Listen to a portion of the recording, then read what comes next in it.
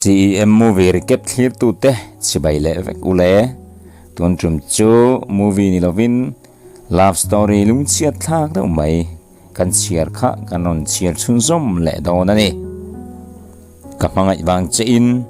bung thum na thil tam tak beng sik me waka ngai to mek emokati line bo ar chuana singfa te tan tho hun ani ti trilin aron pawe al mai phur takin ke bo ka tho ve ngal exar la turin ka in siam ve ngal sok soka mai ka phia tui botol san ve ka in zo chuan ka chuak ta ngala lo le thun tur nga ka be se ta ka thirin khabe dom beng sikin ka ngai to a chu ka be se na trom pui tu nei lo le mol ti ka thu soi ngai thadu lo enga tan ma ka thu soi tang kai na nei lo le beng cheng ti amin chang thin tu kanu chuan alo le ta kan khuwa ngei a thok ve don ti a hriat chian huna chuan eng tim nge a omang le ka be se na min trom pui du lo awang le an tram mu phang khat tiat be se na eng ka nei chi eng zo lova ram ri kan tur min norwang chuan ke chuan ngai dam thei ma ila ama le ama chu an ngai dam thei hi ka ring chuang lo bani poi ka han ti em ka thuang khan lo om tlang ni ila chuan eni hi ka ngak chuak thei mai tur no pui ka nei tur thu hi eng tin nge ka hrit ngam ta kang eni chu ka no pui nei tur thu hi hril ta ila ka tan lo narin om ni se ka kir le mai jok don em ni kir le ta ni ila eni chu ahlim manga rozi ro ahlim kher lovang ba ka mei chi ang maya thuzuk mi ka ni lo awangin ke chuan rozi chu kalsan thei ka ni in ken shlovani me pakhata wangin mi pakhati limanga ya me pakhata wang ve kin me pakhati lungai alo ngai thin ani hi kanun man chho mek chu ha tha kin a shom tak zet ani engpo ni se ani ni kan ni to nga ni mai ke exer la po ko ho to a ka in bual fa ya ke exer lak na zon thil tam tak ka ngai to mok ka in bual zo chon cho ya lo hun renga kanawin choi turmin ko ta ka wang chon chau kalam chu ka pan phei ta nu nu a ka uhi tukin su i tho a nge muni le tugdang ai ni tho ma ta ning ka hria eni lo thling chu mu i chakin i hel hola ni nge mai ka ti khaya boi a oi om lo thi ne mai ka tho ma ve hrim hrim alom kan ti deuh sak kanu chuan boya rozi kha rengla nupui nei mai to rani ti ka theng hin suang che kom dan tok thiam la rozi i thla tham pha na ne ro mang suang che chang de lem no chun cho chu ka ei mol mol ka ngai to na chon thil pa khada lo lun chu ka nau pang kan ni lai man mo ta ke ni som tu ra ka kal te ka man mo lu tu ka wanga chun chu ei tur ka pai theng hin lai te chu ka ngai to chok war wara ka lim pui nu no le chok ei khama school kal turing en siam ha chok chok ka in siam zon zon school lampan chuan ka chok phei ve ta a school kal ko thing se kung upa ve to ta chuan ngai to na thui tak min pe a ama ka mu chak rualin kanau ban lai hun chuan ka ngai to na aluat khat jok ani phur takin school ka thlenga kalu cheti chuan eng hinge mo ka mu tak science teacher thutna tura siam tokver lam hoi chu ka lo thu atnung lam atang han thi chuan ngai to anai ani nge yang ti thei to rani azai rivei rat rat alunga lenga ni nge mai atnung atanga en chuan nula ngai no be tak cher ria de ma se a cher dan le asan dan in phut moi tok chau cher ani ti atlang asam te pon chu asung na alari lo ni nge mai ala nom hlom de chap hlom arsi hei kan zirti tu thar tur chu ni hi a mel te hi tha ani a fel mel te sin ti zirti tu thiam na tha kan nei the alom om te sin mi seni hei kan english teacher arsi ani hi ani poi kan chuang te ani o khotlang ta na tang kain kan school pon zirna ma kan son pui te ania an ti da ulut kan hedin min fak na ka bahan phu lo te lul lem khatiang kha ani tak tak thei la ka ti hle mai aron hoi chowa a mel sign em ve ngai lo ni yang ti thei tu ro no le mam dal ami da chun eng eyebrow ma hi a noi ngai lo ani ti hriat tak a mui siam chok noi sen reng reng in ati sen ngai lo amoti tur lang siam tu siam dan ang put nan ti a hriat tur sen wa ma mai akor ha kina zirwang nge nia hatu ina zirwang zo kan alti thei tur mel pu nula mel thatak le ngai no bei takani kapuda uzok ka oilo hial zok kamumang tepo angka tirum mai athut mun atang chuan a ron ding chuak ka kai ai ning chis livel chon niam do ani ti turin tle minan hoi chho deu akut no nal tak chu aron lek chuaka kut sui lo chibai ni lovin kut sui chibai nge me kanin buka kum tam tak chung ka lo ngai to ma se ata na kare nom zo lo awanga in thiam lo thinlung in dam tak chungin chibai kan anin buk chuani a ka mel chu ahlima ka thinlung ero in dem na hi na khat kanin chibai lai chuan ka kut kha in zom ren se ka ti khop mai tha le to ngai lo tur chel ren kha du ani khati ani ka murual khan ka tan ilarin omem nge pasal nei do zok ti karil ru alo lang hal zot zot ani ka mu atang phei ka chuan nupui nei mai tur ka ni ti poka in shlo hian engtin nge ka nupui nei tur thu hi ka khil ta ka nga ani ngai dam po phu lo ka phat san tu chakani si a te in thinlung in thiam lo tak chung si in chumini chuka mangliam ve rama ani te ina len chu du viau mai la nakina ka nupui nei mai tu rozi te ina len ka du zok awangim ani te ina len thri lo chu ka tum ta zoka zana chuan rozi te na chuan kavalenga ekte wal chu soi lo mai la athu soi pakhatero ka ngai tu ati thui khop rozi chuan rc ke chu thinlung zong zonga i than kan ni lo ti ka in ria to lai phe chu ire area win ka ria i thian nu lo ke la ta hian ka mangai himin su sakang ti ka hlau le mai khongai takini thian nu eni la ka tang hian angoi dei asoi jom du tak la bazun keipon ka zot nam to lem lova hodon chan ka fop zawa kanin mang tha tari jing khwa lo war khwa nun tuk chuak thar do om tak min mu tir ani chuan no pui nei mai turma ni la amma ani i chau lo chu du ka nei lo ti shil ka du a ka du than awanga ro ji chu thang ka ni lo thu chu shil ka du mok ani ma se hoisan hi ka han ma mo te lul en enga tinge mo ka thin nu ina ma mo hi nai ka tum mi lo chu tini rual reng chona ma eni po hen tinge nai min tum chuan lo ma ni zona chan thei lo tur ka in zot mol mol in khelo la in mungai mi lo ang main kanin mel hriat lo kalpel mai mai chuan isia thil theng hi awan mak ngai em ma se hlir in fin khom chon min ti poi ani do ber mai are rudam tur zong ka ngai to in ma se hi alo in rol ve si abok ama eni ya chuan bei se na satak kala ne ya ma se ka bei se na ero ti lan chi ani si lo tin chu lo ba han bei se te reng po ni la ani chuan min du lo emo midang alo nei te emo ani phei chuan katan aril na thak dan tur ka khe chiang le enga tinge eni hian min khe to lo muni le ani e min khe to lo ma se ka vui san lo ve a chan chu hriat reng tlang mi hring ka ni tlat lo watin ani in rin ni ani a arin lo dak mai in eni chuan ani na leng turin min soma thil tam tak hri tur min nei thu a soi bok ani ani na leng tur min som na chu ka oi lo hian zok khwanu hian ka tan hun tra min ruat sak ve ta ani don hi tiril ro ro chungin chu hun tra chu bo pel ka tum lo kher mai kadu ang chuan thing sila kadu dan ang nge mai chuan thil tu ombok se kadua thil than dani ka khet hiam lo tak zet khiat thiam tuma ka ngai to na ka sorbing paule ka adon ni mai ta hian ka in ria achan china chia tra engma hriat ka nei lova ka chunga arir put mang turla hriat ka nei heklo adam lo thu engma ka hriat lo awangin ei tur engma ka ken saklem lova anin ka wathen chuan khuma alo mu ngui de upara thil ngai tu muk de nei mel apubok abola thut pa chuan kha inga tinge dam lo vem ni idam lo te chuan mi te po han thil tur chelom kan tia ani chuan thil tur chein hun kan nei dun lo thei malom chu lo wa he khuwa ka lo len le atang phei chuan mi po hrelo le mungai lo ang mai min kalpela mai che zo kina mi pabiak ma sak te chu atia ni hun kan nei lo lom ma se hun pek ka du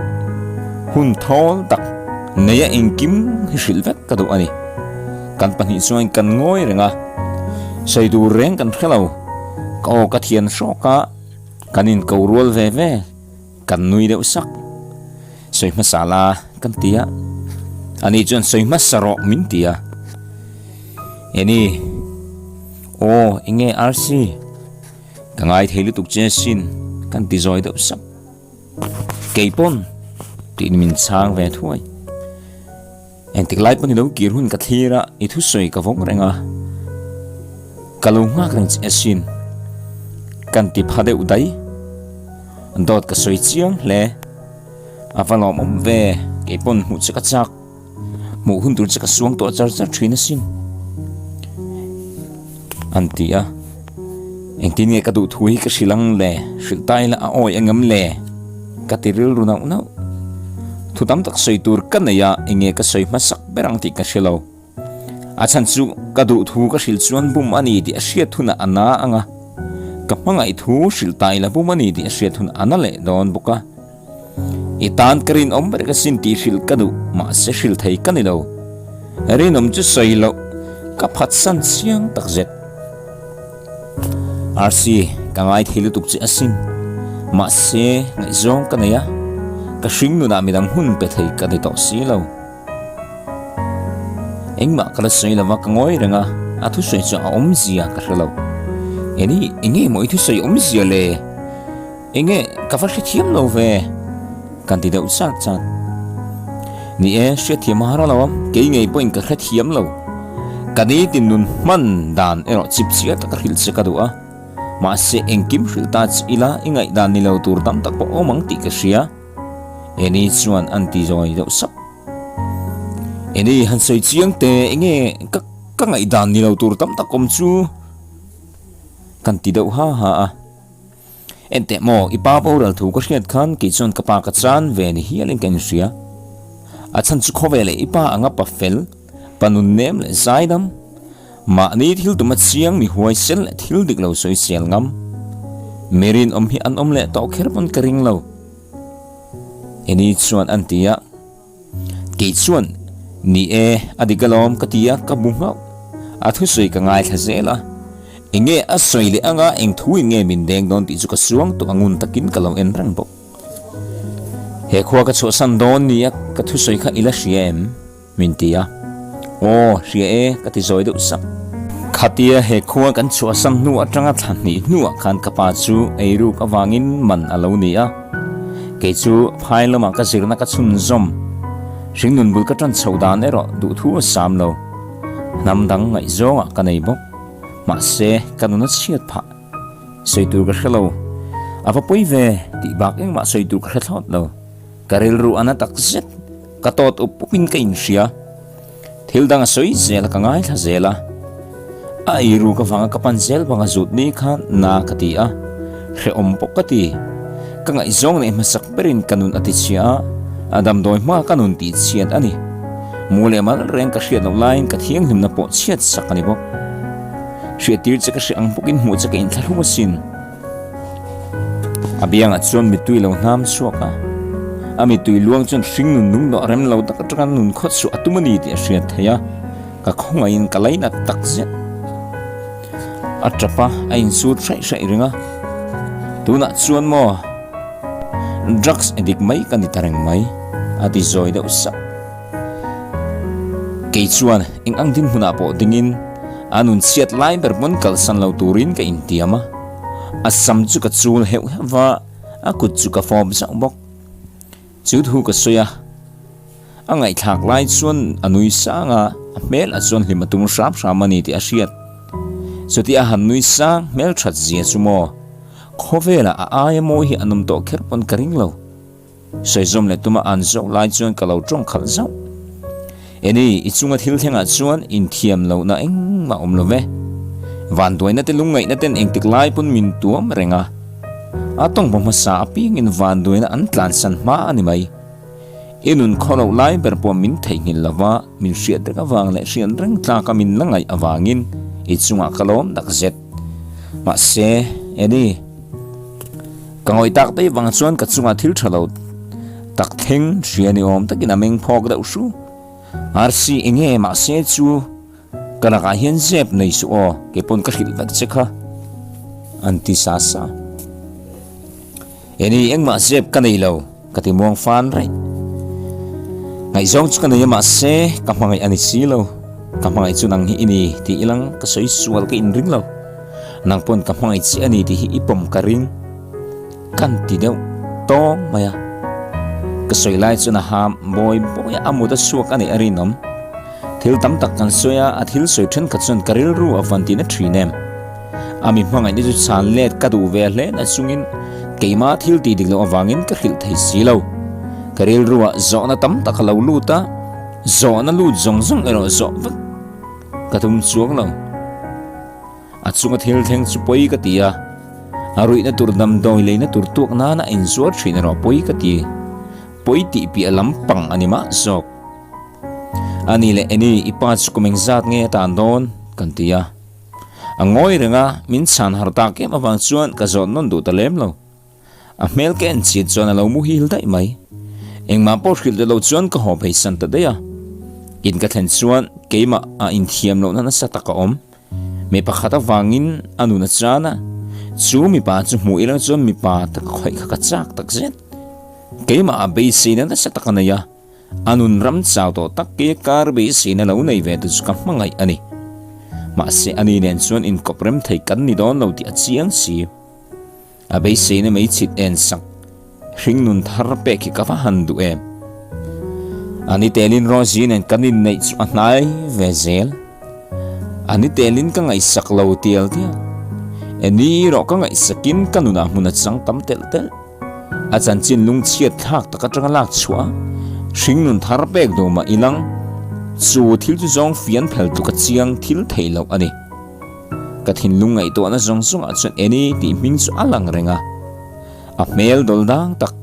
dam doi na ei che da wang mel dang pui mai te chu kamit tha alang reng bok abiang mi tui luang te kha su khul sakin chap chap lo tur ka tranga be ti ri ka du tak se ma se a thei hlom si lo rozi ka mangai emo ka lo tia ma se ka mai chu rozi in lovin eni zo ki alo ne reng mai a eni nen chuan te te tang in kom kan ni sia kanin kar in kung ka inang zenget tak trenin mga ina chum pum khat ni thei turin mga ina rama win truai luda chu mga ina om chu eng mai na ti dang lam thei ani silo ka mga iche min ti la khan eng wanga chang le lo nge kani lang lo tur hen eng ma thuru ko om lu ang pokin ek ti ka emo chuan hria thun al nei yoi don sia a hria thun kawan ho phur te lu len tuna chuan dan pa nga in school te kan tran le ta a kum to panai to hle mai Christmas rim nam le tran to a daya ni se tlang sam le japan hluan par trana korwam le dam lama de chun tang trial bu jing ni chuak chuna chun tla zar zar pok to na chun thudik takhi hil mai a thato in ka ria